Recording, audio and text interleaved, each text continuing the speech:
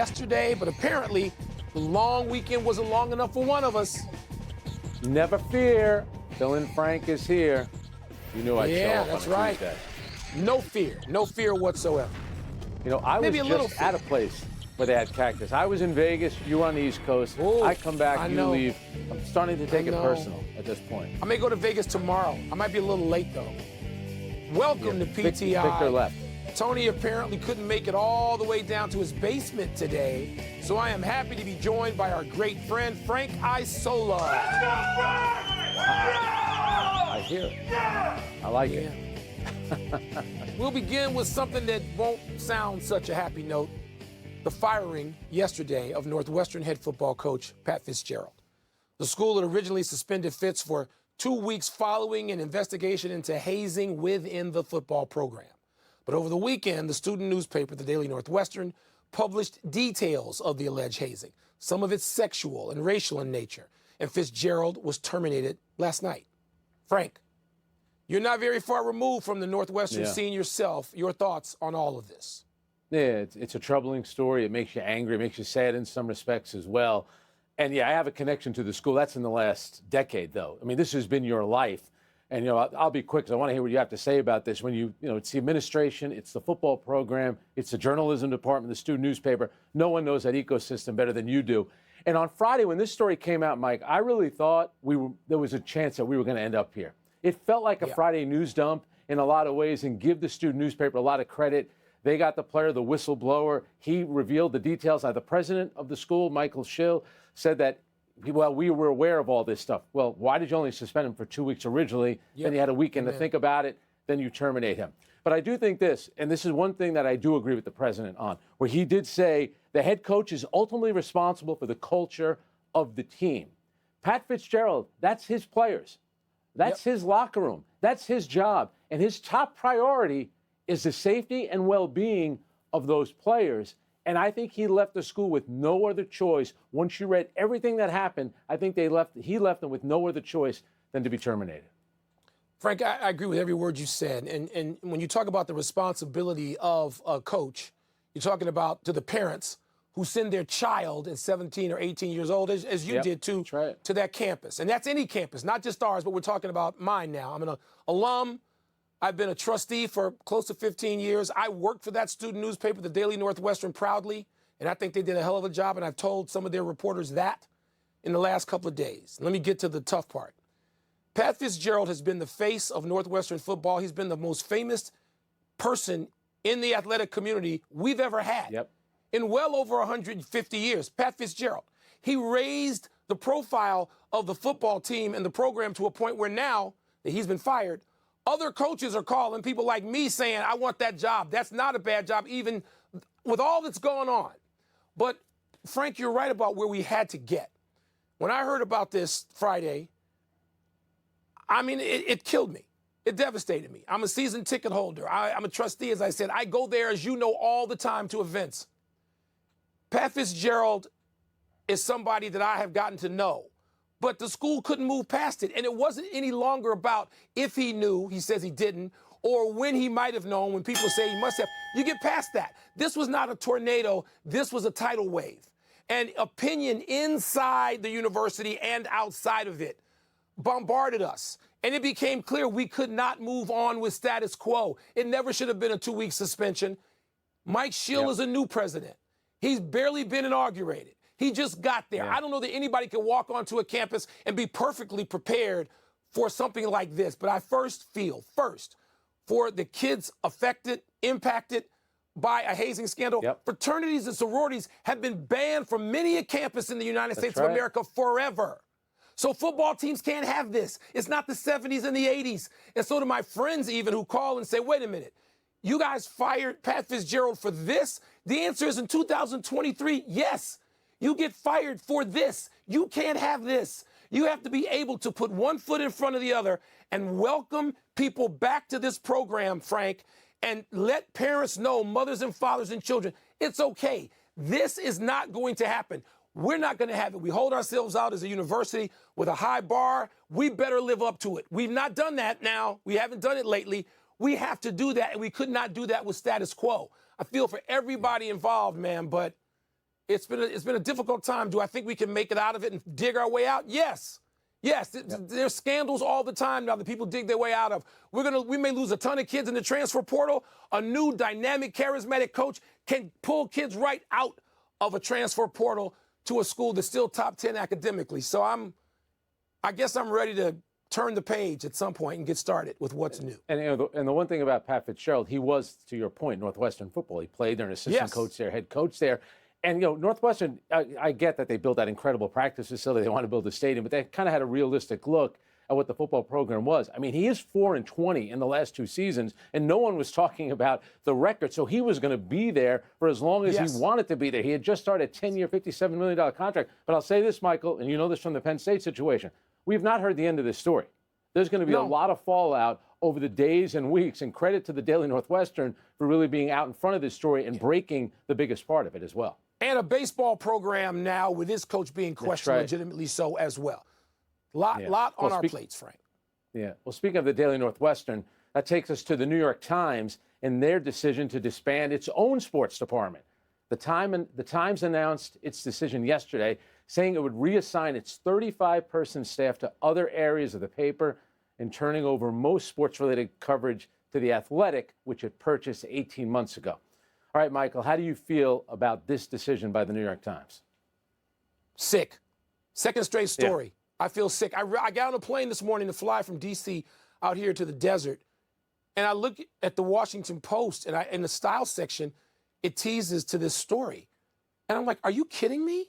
Are you kidding me? The New York Times, all the news that's fit to print, they don't want the news anymore. The New York Times, and by the way, the L.A. Times, Frank, this is the first nail in the coffin, the death of sports writing, the profession that you and I, rode into these positions on as know-it-alls. This is what we did. And the New York Times, it just seems lazy and gutless and so corporate that they wanted to make another buck after spending $550 million reportedly on The Athletic. And I'm not saying The Athletic is not competent, because I got too many friends like David Aldridge and people who have been great journalists. I get that. But Burkow, Ayrton, Roden, Roberts, and the list goes on, and you know them because you read them daily. I get the New York Times delivered to my house. I'm going to stop it. It looks like a union bust in some ways. It disgusts me in different ways than what's happening at my alma mater right now. But it disgusts me. It's the New York Times. It's one of the great sports sections, always one of the 3 to 5 best sports sections. Boston Globe, Washington Post, LA Times. I'll just throw some in there. Philly. In the last 100 years. And now they don't want to cover sports. They don't want to do it. We're going to fold it into our economics coverage. And just middle management. God, I hate this. I hate this story too. There was an uproar at the New York Times when they put the sports section into the Metro section, where it wasn't going to be its own section. You go back over the years, Sports Monday and the great Sunday sports section that they had, and you rattled off some of those names. And by the way, the great Dave Anderson, being able to read Dave Anderson my whole life. Yeah, and you mentioned Ira Burkow on basketball. My neighbor, Harvey Arden, who's in the Hall of Fame, the Basketball Hall of Fame. Selena Roberts, I covered the Knicks with her. My buddy Dave Wallstein, who's covering Wimbledon right now. And what happened was, and you mentioned the corporate side of it, they spent so much money on The Athletic, and this is a way to save face. And now you're going to have The Athletic taking over the sports department. And I'll tell you what, Alex Mather, who founded The Athletic, said, this was about 6 years ago. He had that quote, and he got destroyed for saying it. And I worked at The Athletic for about 1.5 to 2 years. He had said, we're looking to bleed these papers until we're the last one standing. Well, guess what? You just killed off the biggest paper of them all. And it's a sad day when something like this happens, because you see what great journalism could be and what the New York Times always was, what the Daily Northwestern just did. Those are the kind of stories that they would break. How about concussions? No one talked about concussions in the NFL till the New York Times did that incredible award-winning reporting on concussions in the NFL. And, I mean, change the way even the game is played now, some of that reporting. I believe you can draw a direct line from the Times reporting to that. Look, as a person who wrote for the Washington Post for 30 years, there's no more worthy competitor than the New York Times all my life. Guys I competed against, and now I find out that they shut their sports desk down. It's embarrassing. No sports section. You're right. You're right. No sports section, no separate. It's just embarrassing. Embarrassing. And now, to the NBA Summer League, returning to actual sort of sports news, where the Spurs have shut down the Victor Wembanyama experience after, 2 games. The top pick in the draft struggled in Friday night's debut, shooting just 2 for 13 from the field, but with Coach Pop in the stands again Sunday, Wembanyama bounced back. 27 points, Frank, in 27 minutes. So how would you grade Wemby's Summer League performance? Yeah, I was lucky enough to be there on Sunday, and he did play well, so I'm going to give him a B. Can we at least acknowledge that offensively on Friday night he didn't play well? Doesn't mean that we're writing the book on his career, but he did not have a great game offensively. No. Defensively, he looked okay, and he even admitted after the game, I didn't know what I was doing out there. And he came back and played really well. Exactly. And we know how it works. It's Friday night. The game's being hyped. It's sold out there at the Thomas and Mack Center. The last time they sold out a game was probably Zion's game, 4 years ago, his first Summer League game. It was. But, you talk to coaches. I spoke to Nick Nurse a day after the game. He was actually impressed with Victor Wembanyama's first game. He thought his vision was good, the passing. He moves. He has an understanding of the game. But let's face it, Mike, he needs to bulk up just a little bit. Ooh, I mean, he's nimble, I get it, but he also looked like you could break him in 2. My goodness, it does look like that, and I worry about it because there were some 6'3" guys going right through him on the way to the basket in the first game.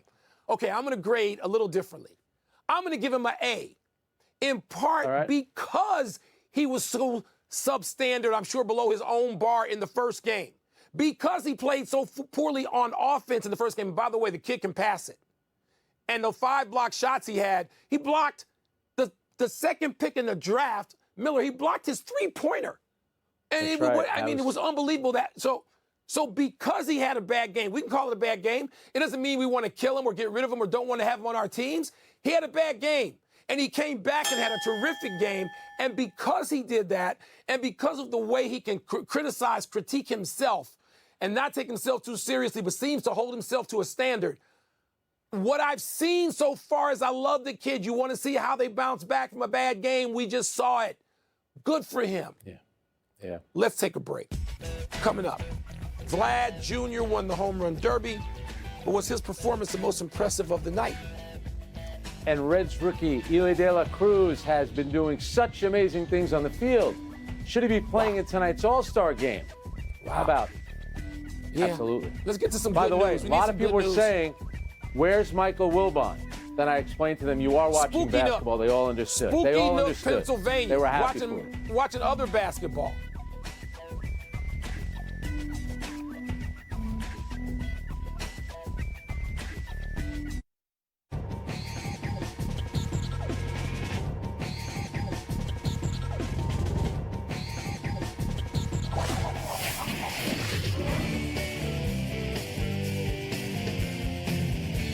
Time to fill in some blanks with Fill In Frank. Let's get the first one from the producer over the loudspeaker. The most impressive player in the home run derby was blank. All right, we know Vlad won the home run derby, Frank, but I'm going to say J-Rod in front of the hometown fans in Seattle, hitting 41 home runs in that one round, and basically getting rid of Pete Alonso, which for those of us who hate the Mets, that's a great thing. And he also saved Ken Griffey to be the only, speaking of more Mariners, to be the only guy to win 3 straight home run derby contests. I thought all that, to do that in front of the home fans was great. Made him the star of the night. Well, that's why it's Vlad Guerrero Jr., because he knocked your guy out, Julio Rodriguez. And you know that in 2019, Vlad hit 91 total home runs and didn't win it. He wanted to win it this year. 16 years after his dad won it, but his dad used to go with bare hands. Vlad's going with the batting gloves when he hits. But it was Vlad Guerrero Jr. See how happy he was when he won it? Pretty cool for the father and the son to both win it 16 years apart. It is, and I thought that the fielders had done that, and they didn't, even though they each hit 50, and nobody else has done that, father-son. But very cool for Vlad and for his dad, who must be happy for him. Yep. What's next? An all-star game without Eli De La Cruz is blank. Okay, Frank, he hasn't played that many games yet. I mean, I don't even know if he's played 40 games yet. 30. But Eli De La Cruz, between the stolen bases, and I know the stolen bases going second, third home, and you're not paying attention, and you let him steal home like that. I mean, that's in the category. That's in Jackie Robinson territory. It's the only person you want to put. But it's the catch he made in the same series against the Brewers, against the Cheeseheads. I was so happy to see it. That's Willie Mays written on that catch. He goes into short left field over-the-shoulder basket catch. Are you kidding me? One of the great catches of all time. And so the word is less exciting. The All-Star Game's less exciting without Elly De La Cruz. Yeah. That's why I think the word is short-sighted. And you kind of glossed over that stolen base. That was 3 bases, 2 pitches in 30 seconds. How exciting was that? And if you're Major League Baseball, you're looking to draw younger audience to the game itself, not just the All-Star Game, have him play there. He's got the great look. He's exciting right now. He's the most exciting young player. And the team is competing for a playoff spot. They are. He's been the breakout star of the season. Put him in the All-Star. Yeah, all true. What do you want? You want one designated? You want a designated last-second guy that managers can add like the morning of the All-Star Game? Why not? He'll fly. He'll run out there. He doesn't even need a plane. That's the final word. Let's take one last break, but still to come. A number 1 seed goes down at Wimbledon. And Bob Huggins says he deserves his job back at West Virginia. Can we just say right now, no, he doesn't. Good luck with that. No, good luck with that. He doesn't. Spoiler alert. No, Bob Huggins does not deserve his job back. Please. No. Tonight on SportsCenter at 6 Eastern. Live from Las Vegas with the latest comments from Zion and the Pelicans' plans for their franchise player. Plus, after the firing of Pat Fitzgerald, what's next for the Northwestern football program and their former coach? And 6 days away from the deadline, where do the Giants and Saquon stand on a long-term deal? SportsCenter, 6 Eastern on ESPN.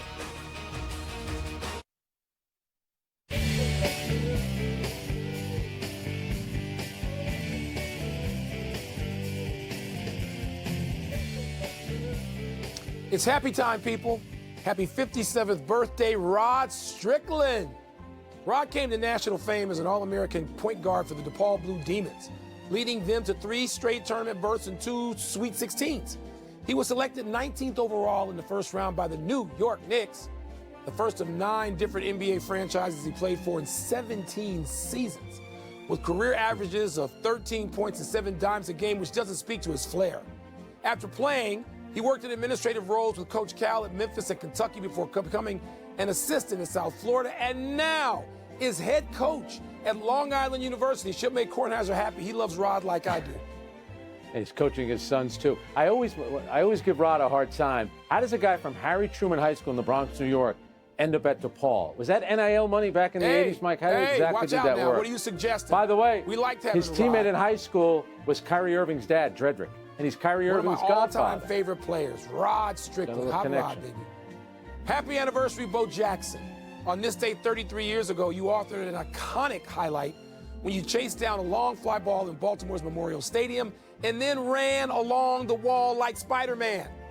A few years ago, Bo explained the move to journalism students at Auburn, quote, "At the angle I was running, if I had crashed into the wall, I probably would have re-injured my shoulder, so instead of crashing into it, I just decided to do what I used to do when I was a kid and just run up the wall and come back down.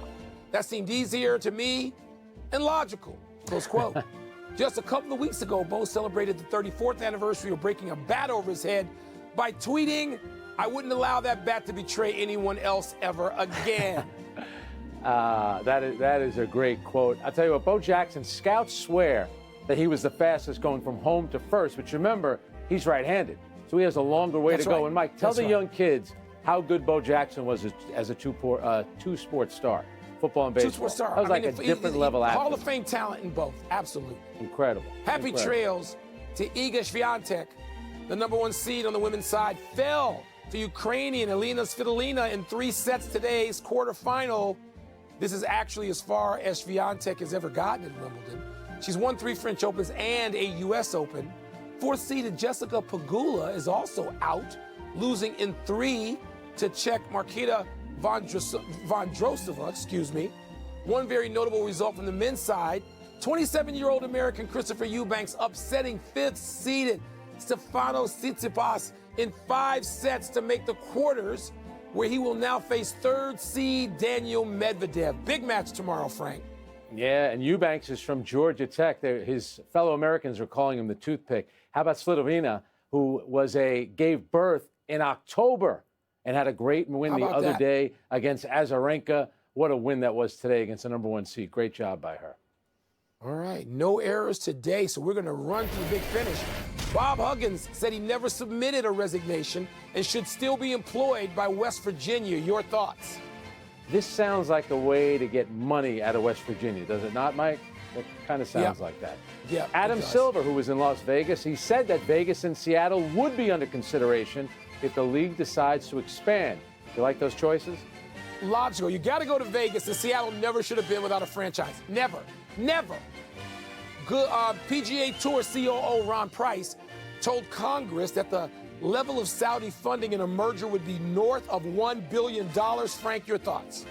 Oh, so that's why they did it. They did it for the money. I couldn't figure that out. Tyson Fury has agreed to box former MMA heavyweight champs Francis Ngannou. Are you intrigued? Ngannou's a tough dude. That's a one-round fight. Tyson Fury will hit him once, somewhere right around here, and he's done. Last one, MLB All-Star Game tonight. Who you got?